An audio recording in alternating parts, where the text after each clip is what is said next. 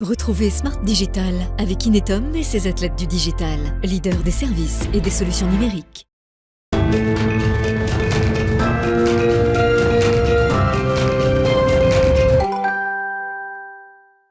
Bonjour à tous, bienvenue dans Smart Digital. Vous savez, c'est votre rendez-vous sur la transformation digitale. On parle du présent et du futur, bien évidemment. Et aujourd'hui, le sujet de cet épisode, c'est la performance durable. Durable au sens où on va regarder comment faire de ces critères environnementaux, sociaux et de gouvernance des opportunités. On va adresser aussi le sujet, évidemment, de cette directive CSRD qui impose un nouveau mode de reporting sur la durabilité des entreprises.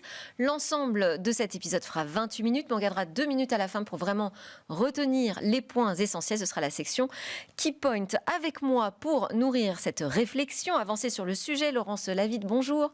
Merci beaucoup d'être en plateau. Vous êtes la directrice RSE du groupe NGE, plus jeune groupe français de BTP. Tout à fait. Et groupe indépendant, puisqu'il est détenu à 72% par la direction, les salariés, les fondateurs. Avec vous, pour discuter de ce sujet de la durabilité et de la performance durable, Emmanuelle Payan, directrice d'Inetom Consulting. Alors, on connaît votre groupe, évidemment, mais je le rappelle, c'est un groupe qui est expert dans la fourniture de solutions, de services pour cette transformation digitale et vous êtes présent dans plus de 27 pays. Et écoutez, je vous propose qu'on démarre tout de suite sur notre sujet. On va voir comment piloter donc cette performance de manière durable.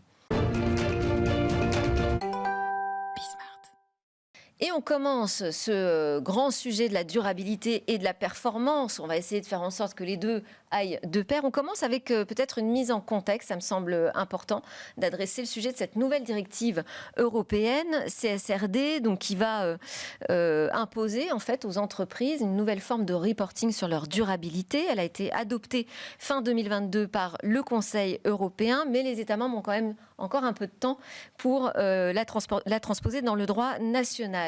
On va commencer avec vous, Emmanuelle Payan, déjà nous expliquer ce que ça change, cette directive. Alors cette directive, elle remplace une directive qui est en place et elle change quand même beaucoup de choses. Oui. Ça va être un gros bouleversement et je dirais pour plusieurs sujets. D'abord, il y a beaucoup plus d'entreprises que les entreprises qui sont aujourd'hui concernées par la réglementation actuelle, qui vont être concernées par cette nouvelle directive. Aujourd'hui, on estime qu'il y a environ 10 000 personnes qui reportent sur cette performance. Et avec cette nouvelle directive, il y aura 50 000 entreprises qui vont reporter. Donc, beaucoup plus d'entreprises concernées. Deuxième chose, le reporting va être beaucoup plus complet, sur beaucoup plus d'indicateurs, plus granulaire, et aussi plus comparable. On va créer des indicateurs qui vont vraiment être comparables d'une entreprise à une autre et ce reporting devra être audité, ce qui est vraiment un changement puisque ça va demander que l'on soit plus exigeant et plus précis sur les indicateurs de performance extra-financière que les entreprises vont reporter. Et puis, dernier changement que je voudrais mentionner, c'est vraiment qu'on va devoir reporter dans un format électronique qui va être standardisé.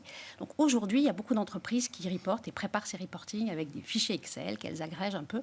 Demain, tout ça va se faire de façon plus digitale et plus rapide pour les entreprises. Donc vous voyez, un gros changement quand même. Oui, alors ça change beaucoup de choses. C'est un sujet très important, j'imagine, pour vous qui êtes à la tête de la RSE. Laurence ? Oui, c'est important parce que ça change toute la conception que l'on peut avoir du reporting extra-financier, puisqu'aujourd'hui, hormis les sociétés qui sont déjà soumises à un reporting normé, je dirais, pour la plupart des entreprises, on reporte sur ce que l'on veut, on choisit nos indicateurs, on se fixe des objectifs ou non, on intègre la notion de risque ou non, et aujourd'hui, on n'a pas d'obligation de contrôle. Donc cette norme, elle va amener énormément de transparence. C'est une opportunité, à mon sens, qui est fantastique pour challenger les entreprises, accélérer le changement, introduire la transition écologique, énergétique, à l'intérieur des stratégies d'entreprise. Ça change tout. Vous l'adressez comme une opportunité. On va voir ça, justement. Comment faire une opportunité ? Peut-être, avant, Emmanuelle, nous expliquer ce que ça va changer dans la stratégie même des entreprises. Alors, ce que ça va vraiment changer, c'est cette vision de transparence.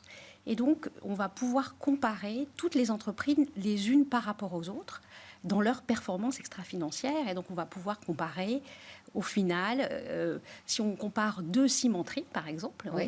on va, par exemple, comparer leur intensité de consommation carbone par production de tonnes de ciment produit. Et donc, on va voir je vais dire d'une certaine façon, les bons élèves ou les élèves qui ont beaucoup travaillé sur ce sujet, vertueux que l'autre. qui est plus vertueux que l'autre. Donc évidemment, beaucoup d'entreprises ont engagé ces réflexions, mais à des degrés de préparation qui sont évidemment un peu différents. Et donc, ça va, de notre point de vue, beaucoup accélérer ces réflexions et ces transformations dans un impact plus durable. Alors, vous avez mentionné les émissions de CO2. Quels sont les autres critères importants qu'on va devoir mesurer? Alors, dans cette nouvelle directive, on va tout un volet qui va être sur le sujet environnemental. Donc, le climat, qui est un gros sujet, avec des indicateurs qui sont maintenant déjà assez précis. Le sujet de la pollution. Donc, on va par exemple reporter sur, dans les usines, ce que l'on va produire, ce que l'on va émettre comme polluant. On va reporter sur la consommation d'eau. On va reporter sur la biodiversité et on va aussi reporter sur la partie environnementale, sur le volet du recyclage. Voilà, donc ça c'est tout un volet. Puis il y aura un volet de reporting dans la dimension sociale, qui est aussi un point important. Et là-dessus, ce qui va changer aussi pour les entreprises, c'est qu'elles vont reporter sur leurs propres indicateurs sociaux, mais aussi sur l'ensemble de la chaîne de la valeur. Donc, quels sont leurs fournisseurs et quels vont être aussi leurs consommateurs s'ils ont des sujets. Et puis, un dernier volet sur la gouvernance. Donc, vous voyez un spectre de reporting et d'indicateurs assez significatif qui nécessite que les entreprises, dès maintenant, commencent à réfléchir sur l'ensemble de ces critères. Laurent, ça fait vraiment beaucoup plus de critères si vous comparez à ce que vous faites aujourd'hui. Je dis vous, NGE, mais pas seulement, je veux dire dans le secteur professionnel. Est-ce que ça fait beaucoup de critères supplémentaires à intégrer, à digérer, j'ai envie de dire, à la RSE? Toutes ces métriques-là, aujourd'hui, sont plus ou moins déjà compilées, consolidées au sein des entreprises. La vraie différence, c'est qu'aujourd'hui, le cadre de reporting n'était pas fixé. Donc, c'est ce que va amener la CSRD. C'est finalement un dialogue commun, une norme de reporting sur des métriques, plus de 500 indicateurs, si on veut être précis. Et finalement... Il y en a pour certains, c'est une révolution parce que ce sont des indicateurs qu'on ne suivait absolument pas. Des nouveaux indicateurs liés à l'environnement, on vient d'en parler. Mais je dirais, sur le volet social, pour aller plus en détail sur ce volet-là, on connaît tous les indicateurs qui nous sont demandés. Il va juste falloir ajuster finalement la manière dont on va les reporter pour que ce soit comparable d'une société à l'autre, pour qu'on puisse finalement sortir une data analysée par secteur. C'est la vraie différence aujourd'hui. D'accord. Alors, ça semble quand même quelque chose d'assez lourd, comme ça, à mettre en place. Bon, moi, je dirais, ça ressemble plutôt à une contrainte qu'à une opportunité. Pourtant, Laurence nous dit, c'est une opportunité, Emmanuel. Comment on en fait un atout? Alors, déjà, il faut peut-être réexpliquer que cette réglementation, elle a été vraiment conçue pour flécher les investissements vers les entreprises qui vont être les plus durables.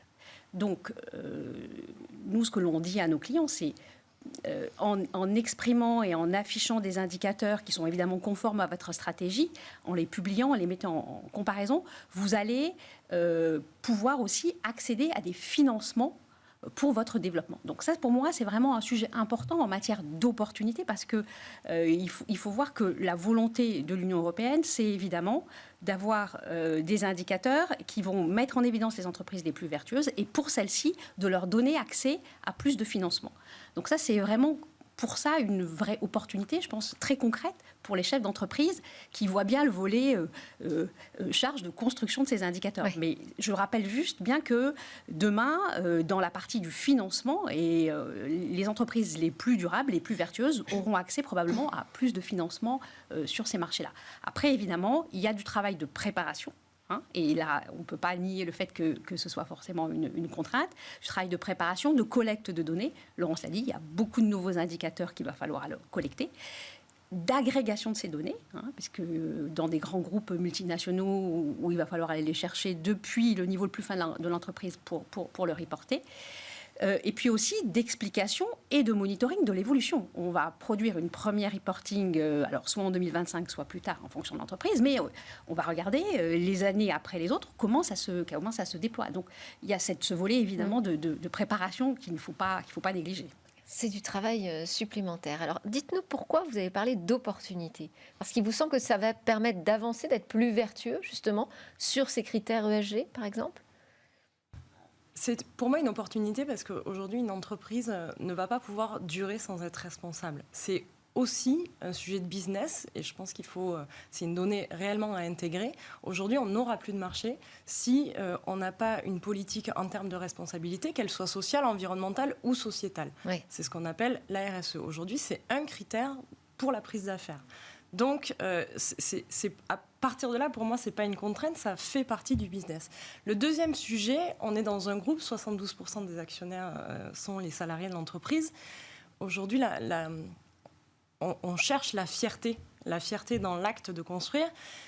On recrute, on en parlait tout à l'heure avant l'émission, 4000 personnes par an. On a besoin de fidéliser nos collaborateurs. J'ai été très impressionnée par ce chiffre. Oui. Aujourd'hui, comment travailler dans une boîte si on n'est pas fier de notre activité ? Et la RSE ou la durabilité, c'est ça aussi. Donc il y a le business et il y a aussi la fierté de nos collaborateurs de venir le matin et de faire l'acte de construire en responsabilité. Je pense que c'est extrêmement important. Et le rayonnement à l'extérieur pour ce qu'on appelle l'irréputation, finalement. Hein. Ça, c'est un sujet qui va permettre d'accélérer aussi là-dessus. Absolument.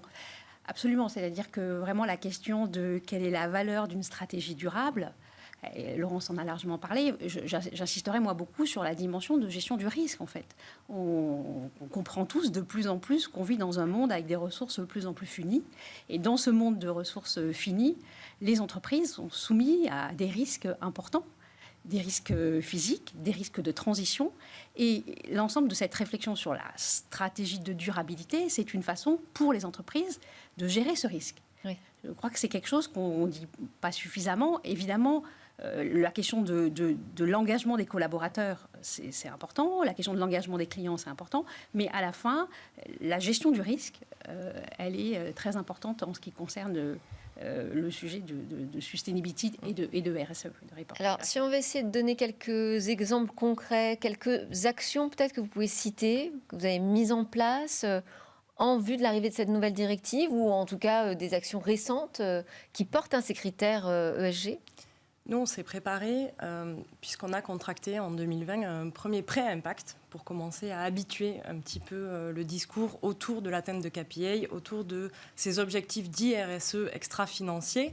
Et donc, on s'est fixé un pré-impact où on a un bonus-malus sur notre taux d'intérêt, finalement, en fonction de critères de bilan carbone, de féminisation de notre encadrement, puisque dans le BTP, c'est un vrai enjeu en termes de mixité, et sur la fréquence des accidents de travail. Donc on a commencé cette action-là et on voit que le fait de se fixer des objectifs, le fait de mettre en place des politiques, d'en parler au quotidien à tous les niveaux de l'entreprise, ça inculque une notion d'engagement, ça entraîne, c'est extrêmement vertueux puisqu'on voit qu'on progresse très très vite sur ces 3 objectifs-là. Vous avez constaté une accélération. Clairement. On avait prévu de multiplier par 3 nos encadrantes féminines. On est à x2 en 3 ans. Ça va à une vitesse dingue du moment qu'on se donne une trajectoire, un objectif, une cible et qu'on vient la mesurer. La CSRD va en plus ramener un contrôle externe. Donc je veux dire, c'est un vrai levier d'accélération et d'engagement des collaborateurs autour de ces thématiques-là. Alors j'aimerais aussi qu'on essaye de donner quelques clés d'accompagnement, parce que c'est votre spécialité d'accompagner les entreprises sur ces grandes transformations. Comment est-ce que vous allez les aider sur cette mise en conformité ? Alors pour nous, il y a plusieurs chantiers à engager et on accompagne nos clients autour de ces différents chantiers.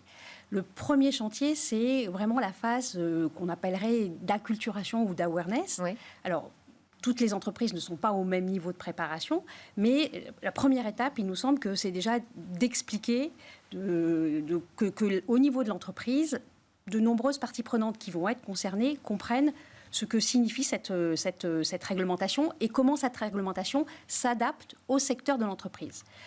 Laurence l'a dit, dans le BTP, on va regarder certains indicateurs qui sont importants pour la stratégie de l'entreprise. Il faut la contextualiser à chacun des secteurs. Pour un client, par exemple, qui va travailler dans le retail, la question de l'économie circulaire est une question qu'il doit se poser, qui est très spécifique à l'entreprise. Une entreprise du secteur financier se pose la question de ses politiques d'exclusion. Donc la première étape, c'est vraiment contextualiser pour l'entreprise ce que signifie, et nos experts ont été formés à cette directive et sont des experts qui sont liés au secteur d'activité de nos clients. La deuxième étape, c'est de faire la mesure d'impact, d'identifier les indicateurs que l'on veut conduire et de collecter les données dont on a besoin. Et là, on est dans une logique où on va, je pense, être tradé par le monde du digital. Si on fait le parallèle avec ce que l'on a fait sur du reporting, finalement, de performance financière, tout ça ne s'est pas fait dans un monde digital, IA, collecte massive de données. Donc, en ce sujet, le digital est une opportunité aussi d'accélérer cette transformation pour collecter plus facilement un plus grand nombre de données. Donc, il y a tout le volet aussi de conception du système d'information pour reporter. Demain, on pense que les entreprises auront des systèmes d'information qui vont être relatifs à ces indicateurs, à la publication de ces indicateurs. Et notre rôle, c'est de les aider d'abord à faire la conception de ce système d'information et ensuite à les aider à mettre en œuvre. Et puis, le dernier volet de notre accompagnement, c'est un volet autour de l'organisation de la production de ce reporting. Laurence s'occupe de responsabilité sociale et environnementale, mais dans une entreprise, il y a beaucoup d'autres parties prenantes de l'entreprise qui sont concernées par ce reporting. La direction financière, souvent qui produit le reporting financier, les équipes IT qui s'occupent de ce sujet, le Chief Data Officer qui parfois peut travailler sur les sujets de data quality autour des données. Donc il y a un enjeu aussi de organiser proprement la production de ce reporting, définir quel va être le rôle de chacun autour de ça. Et c'est aussi un volet de l'accompagnement que l'on fait pour nos clients. Et ça veut dire aussi avoir, là ce que vous avez décrit sont des étapes majeures, mais comment est-ce qu'on définit sa stratégie ? C'est-à-dire vous avez dit, nous dans le BTP par exemple, c'est important, le sujet de la féminisation, c'est une stratégie. Comment est-ce qu'on la définit ? À partir de quoi ?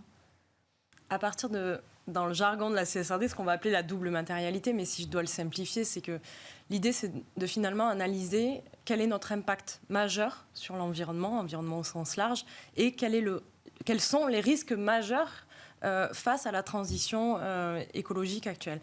Donc une fois qu'on a établi cette cartographie des risques et des impacts les plus majeurs, c'est là où on va définir quelles sont nos priorités. On va hiérarchiser les KPI, les indicateurs à aller chercher, et on va hiérarchiser les politiques à mettre en place avec les objectifs à atteindre et le reporting.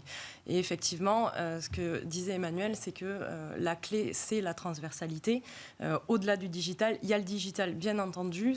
Le digital est incontournable pour mettre en place une stratégie en termes de reporting, mais le digital, il s'accompagne d'énormément de transversalité, puisque tous les services de l'entreprise sont concernés, oui. Tous les services supports, mais aussi tous les services opérationnels. Nous, on fait 10 000 chantiers par an, c'est 10 000 sites de reporting qui sont jamais les mêmes, qui changent d'une année à l'autre. Donc, arriver à faire comprendre cette notion de reporting, l'importance, la finalité, c'est la deuxième clé, au-delà du digital, je dirais, qui va permettre d'embarquer tout le monde, parce que ce sujet, il doit être compris. C'est un sujet RH également. RH, évidemment, ouais. Financier, ouais. Voilà. Est-ce que toutes les entreprises arrivent comme ça, assez facilement, finalement, à dessiner leur stratégie RSE ? Non, c'est un travail de longue haleine, je dirais. Je pense que toutes les entreprises ne sont pas au même niveau de préparation de leur stratégie RSE, parce qu'il y a des débats au sein d'une entreprise sur le modèle d'affaires, sur la question du court terme versus du moyen terme. Donc c'est un exercice qui est un exercice, et là je suis vraiment très d'accord avec Laurence, au cœur de la réflexion business de l'entreprise, oui. Qui est de dire quelle est l'entreprise que je veux être demain dans ce nouvel environnement. Donc nous on croit, quand on accompagne nos clients à des réflexions qui sont quand même progressives, je pense que c'est aussi le sens de la CSRD de dire, et ça a été écrit, vous allez produire des premiers reportings et tout ça va s'affiner. Je pense qu'il faut le dire un peu aux gens qui nous écoutent. Ça va être progressif. Maintenant, je pense que c'est un message aussi important que nous, on passe aussi à nos clients, c'est que de plus en plus, c'est vraiment fact-based. C'est-à-dire, c'est quand même très scientifique. Vous avez parlé de vos indicateurs. D'autres indicateurs existent. Par exemple, dans le secteur de l'automobile, on va mesurer la quantité d'émissions de CO2 par kilomètre de voitures parcourues. Dans le secteur du bâtiment, on va mesurer, si je parle toujours du climat, de la tonne de CO2 par mètre carré de bâtiment. Donc, l'enjeu d'avoir des éléments qui sont factualisés, basés sur la science, c'est un sujet important de notre point de vue, évidemment qui est lié au sujet de la donnée, parce que ça permet quand même parfois de dépassionner un débat qui peut être un peu passionné au sein de certaines de nos clients ou de comités de direction. Et alors, comment est-ce qu'on fait pour embarquer justement l'ensemble des collaborateurs? Parce que j'ai compris, c'est quand même un des points clés pour que ça fonctionne. Il faut changer l'organisation. La clé, c'est la sincérité de la gouvernance. C'est-à-dire qu'aujourd'hui, c'est pas parce que c'est une norme et que ça rend ce reporting obligatoire qu'il ne faut pas y croire. Donc l'authenticité et la sincérité de la démarche du président, du directeur général du groupe, c'est la base. Je pense qu'aujourd'hui, il faut sortir de ce côté normatif, réglementaire, obligatoire. On l'a dit, c'est vertueux. Il y a le business, c'est essentiel. Donc l'authenticité de la démarche, la sincérité de la démarche, c'est pour moi le point de départ. Alors, l'authenticité de la démarche, vous avez parlé aussi de la mesure, du système d'information qu'il va falloir adapter. On va vraiment passer à l'ère de cette entreprise gouvernée par la donnée finalement, parce qu'on parle de gouvernance, mais c'est la data qui va gouverner demain. Alors, je dirais la data va être un moyen plus important et on va factualiser beaucoup plus la performance extra-financière sur la base de données. Voilà, c'est vraiment ce que veut faire le reporting. Maintenant, la data, c'est pas elle qui va gouverner, hein, ça va être l'organisation, les instances de gouvernance de l'organisation, évidemment, qui dans ce reporting. Ça aplanit peut-être, non, je sais pas, la gouvernance au sein de l'entreprise, justement, l'arrivée de cette donnée transverse. En tous les cas, partagée par tout le monde. Ça va la mettre plus en visibilité, ça c'est certain. Ce que l'on dit quand on est un spécialiste de la donnée, c'est qu'on dit qu'une donnée qui n'est pas regardée n'est pas en qualité. Voilà. Si on ne regarde pas un indicateur, il y a de fortes chances pour qu'il ne soit pas juste, et en tous les cas. Donc, ces données qui vont être choisies par les entreprises comme étant leurs indicateurs clés, alors sur le principe de la double matérialité, elles vont être regardées, elles vont être produites. Comme l'a expliqué Laurence, elles vont être parfois utilisées pour obtenir des prêts à impact. Et donc, elles vont être de meilleure qualité et engageantes pour l'ensemble de l'organisation.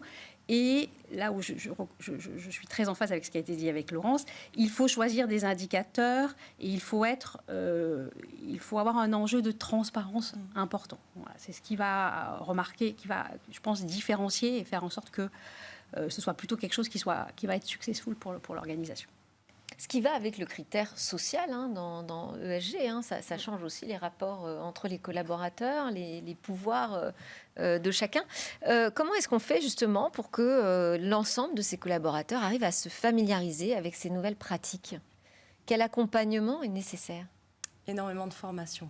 Je crois que quand on veut embarquer des publics aussi divers et variés que l'on peut avoir, nous, dans le secteur du BTP, sur une thématique aussi stratégique, ça passe par énormément de communication et de formation en présentiel pour expliquer les tenants et les aboutissants de la démarche et pour expliquer finalement comment chacun à son poste, dans son rôle, à sa place à jouer dans cette démarche stratégique pour l'entreprise. Et comment est-ce qu'on vérifie qu'entre les intentions et le réel, tout se passe bien, qu'on passe à l'action de manière conforme à ce qui avait été décidé? Là aussi, c'est la data, c'est la mesure? C'est la mesure de la data avec des points de passage qui sont maintenant plus formalisés autour de ce reporting extra-financier à l'échelle d'un chantier, pour parler de mon secteur. C'est que ce qui était peut-être jusqu'à présent un reporting de siège pour le siège va devenir le reporting opérationnel que l'on va suivre et dont on va mesurer la trajectoire pour qu'une fois consolidé, ça devienne le reporting du siège. Mais ça doit être quelque chose de très opérationnel qui se joue sur chacun de nos chantiers.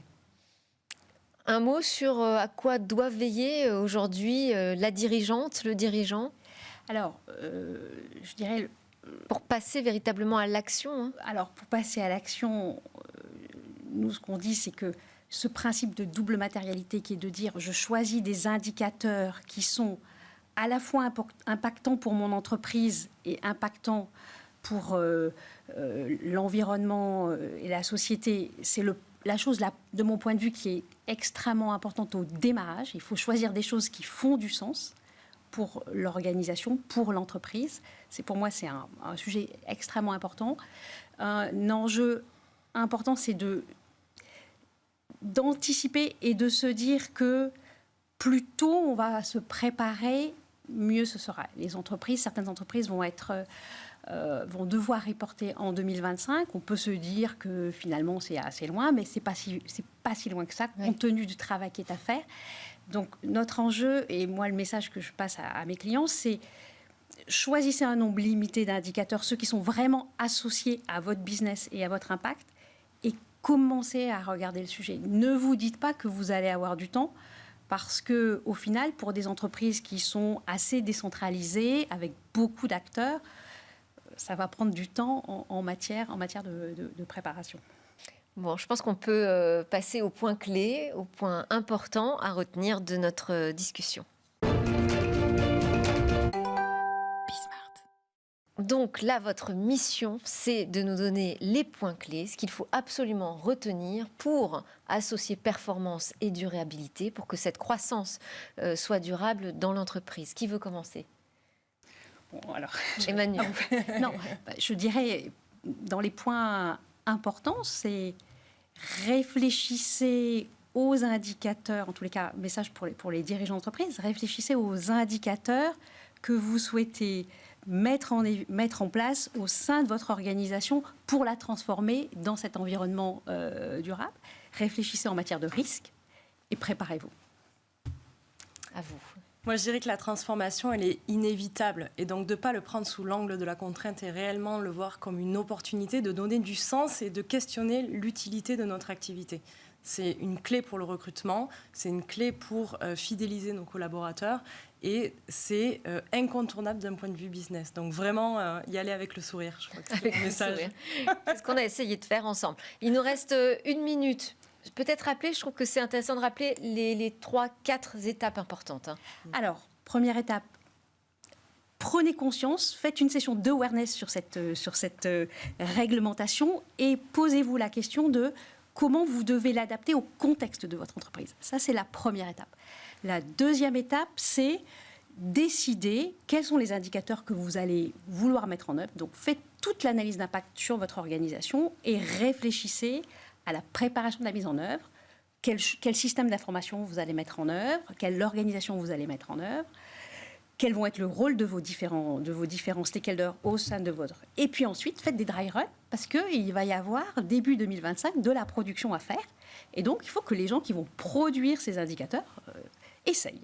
Et donc, se faire accompagner éventuellement Et d'experts nous, on est tout à fait... sur ce sujet. L'expertise, le digital, la formation. Parfait. Merci beaucoup à toutes les deux. Laurence Lavitte, directrice RSE du groupe NGE, Emmanuel Payan, directrice d'Inetom Consulting. Merci d'avoir été avec nous. C'était Smart Digital. Merci à vous de nous suivre. Retrouvez Smart Digital avec Inetom et ses athlètes du digital, leader des services et des solutions numériques.